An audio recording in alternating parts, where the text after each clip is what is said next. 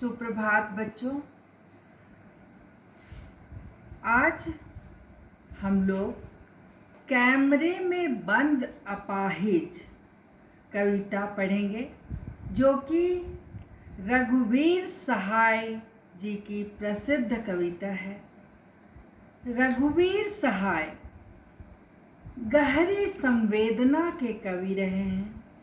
उनकी कविता के प्राण उनकी वह भाषा है जिसे उन्होंने सड़कों, बहसों, संसद, रेल एवं बाजारों से अर्जित किया है।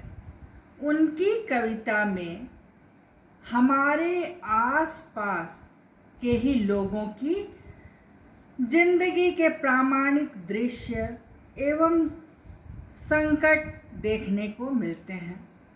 वे स्वयं एक बड़े ही सचेत पत्रकार रहे हैं, इसलिए उनकी कविता में भी वही खोजीपन फैला हुआ है, वही खोजीपन दिखलाई देता है। यह कविता वास्तव में दूरदर्शन जैसे दृश्य माध्यम पर एक कठोर और मुकम्मल टिप्पणी है। अक्सर समाचार चैनल किसी व्यक्ति या घटना की दुखपूर्ण दशा को प्रस्तुत करते समय अपनी संवेदना खोकर और पूरी तरह व्यावसायिक वृत्ति से संचालित होकर उसे अपने व्यवहार से कैसे और क्रूर बना देते हैं, यही बात कविता हमें बतलाती है। जहाँ संवेदना का उच्च स्तर होना चाहिए, वहीं पर इसके उलट बिल्कुल ही विपरीत क्रूरता का भयानक रूप प्रकट होता है। रघुवीर सहाय जी ने जब यह कविता लिखी थी, तब हमारे देश में दूरदर्शन एक सीमित दर्शक वर्ग तक ही सिमटा हुआ था, पर अब हमारी पूरी आबादी उसके प्रभाव में आ चुकी है। उस पूरी आबादी उसके प्रभाव में है। टीवी माध्यम के बाजारीकरण ने उसे और भी ज़्यादा संवेदनाहीन बना दिया है। रघुवीर सहाय जी ने कविता की आँख से भविष्य को मानो बहुत पहले ही बाँच लिया था। पीड़ा के साथ दृश्य संचार माध्यम का ऐसा सलूक किस कदर अमानवीय हो जाता है। कविता की इन पंक्तियों में देखिए, कविता के माध्यम से देखिए। कविता है, हम दूरदर्शन पर बोलेंगे, हम समर्थ शक्तिमान, हम एक दुर्बल को लाएंगे एक बंद कमरे में, उससे पूछेंगे तो आप क्या अपाहिज हैं? तो आप क्यों अपाहिज हैं? आपका अपाहिजपन तो दुख देता होगा, देता है। कैमरा दिखाओ इसे बड़ा बड़ा। हाँ, तो बताइए आपका दुख क्या है? जल्दी बताइए, वह दुख बतलाइए। बता नहीं पाएगा। सोचिए, बताइए आपको अपाहिज होकर कैसा लगता है? कैसा यानी कैसा लगता है?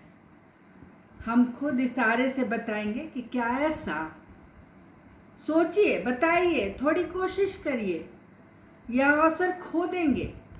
आप जानते हैं कि कार्यक्रम रोचक बनाने के वास्ते हम पूछ पूछ कर उसको रुला देंगे।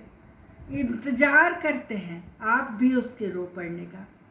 करते हैं। यहाँ पर कवि दृश्य माध्यम के एक पत्रकार की वृत्तियों को उघाड़ने के लिए उसे ही एक पात्र के तौर पर कविता में पेश करते हैं। वह पत्रकार कहता है कि हम दूरदर्शन पर अपना एक महत्वपूर्ण कार्यक्रम पेश करते हुए बोलेंगे।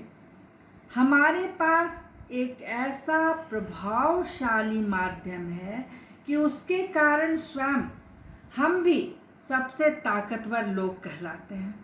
हम एक कमज़ोर आदमी को अपने कार्यक्रम में प्रस्तुत करेंगे ताकि उसके दुखों और वेदना से हजारों दर्शकों में सहानुभूति जगा सकें। इस तरह हमारा कार्यक्रम लोकप्रिय हो जाएगा, लोकप्रिय बनेगा। उसे स्टूडियो के बंद कमरे में लाया जाएगा। बंद कमरा यानी संसार से अलग कटा हुआ स्थल। तो पत्रकार महोदय उसे दुनिया से पहले अलग करते हुए इस जगह पर लाएंगे, फिर उससे सवाल करेंगे बिल्कुल ही अर्थहीन एवं बेतुका कि आप अपाहिज क्यों हैं। फिर अगला सवाल, आपको अपाहिजपन तो दुख देता होगा, देता है क्या? ये ऐसे प्रश्न हैं जिनका कोई औचित्य नहीं है।